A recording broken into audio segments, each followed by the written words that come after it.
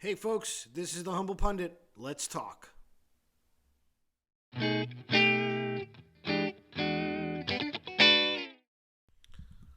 I'm going to start doing a little, vlog here and there. I'm really into politics, and obviously things are kind of going nuts in the world. I'm actually from Canada. I grew up there. I grew up in Montreal, Quebec, and I left there for a variety of reasons, including politics, economics. What they were doing sociopolitically was just really against what I thought was right. This is way back in 1995. And I've been following this trucker thing very carefully, and I don't even know what to say about it anymore.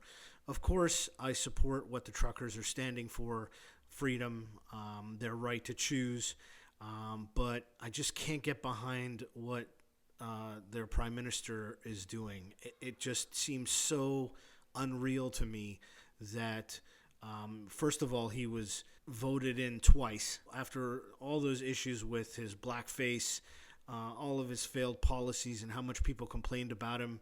And then apparently only about 60% of Canadians voted in the last federal election, and somehow he got a minority vote, which allowed him to stay in power. And then throughout this COVID situation, things were just getting worse and worse for Canada with all the shutdowns. And then once this trucker convoy started, things started looking up, but it just didn't seem like Canadians were really taking this very seriously. Other than the people that you saw on TV and supporting them by waving flags and such, talking to my family and some of the friends I have still in Canada, they just really weren't all that involved and really didn't seem like they were on board with what was going on.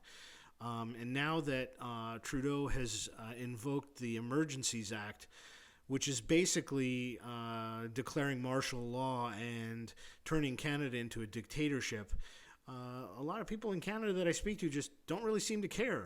They don't seem to understand that a government being able to seize your assets, your bank accounts, take away your livelihood, they don't seem to see that as much of a problem, and I just don't get it. A lot of the mainstream media, no big shocker there, really aren't covering this the way they should be, as far as talking to the truckers and talking to people about their human rights and the way they think the country should be going. It boggles my mind how kind of laissez-faire these people are kind of taking this situation. It seems to me, looking in from the outside, that Canada is sliding more and more towards communism, and that's terrible. I mean, this is one of the bastions of freedom in the world, and this one prime minister who's really, if you look at his history, he really sides on some pretty serious totalitarian views, and unfortunately is being allowed to. I can't get on board. It just boggles my mind that people aren't fighting him tooth and nail. If you look at what the Parliament's doing, he's walking out when questions are directly asked to him. When one of the opposition party members started speaking, he was asked to answer. He basically told her that the conservative side of the aisle basically stands with the swastika and Nazis. And this is a Jewish member of parliament, he said this to, who has relatives who were lost in the Holocaust. How does anybody get away with that and still be considered a world leader? It's unfathomable to me that this is being allowed in today's day and age.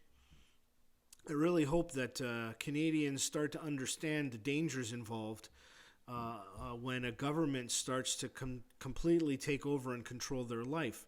There's a video where a gentleman was trying to drive through a massive crowd of policemen, and eventually they arrested him for quote-unquote mischief.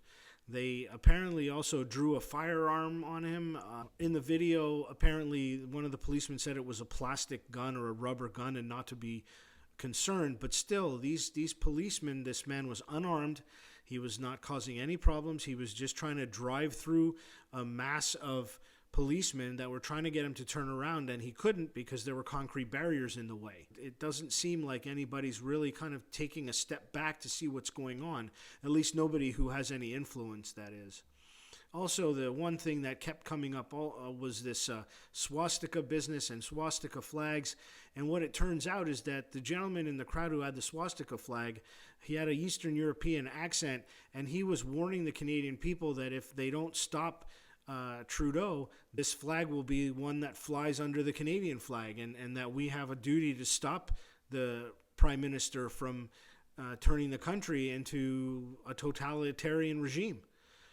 I just don't get it. There's just too many things wrong with what's going on, and sadly, too few people who are taking it seriously enough.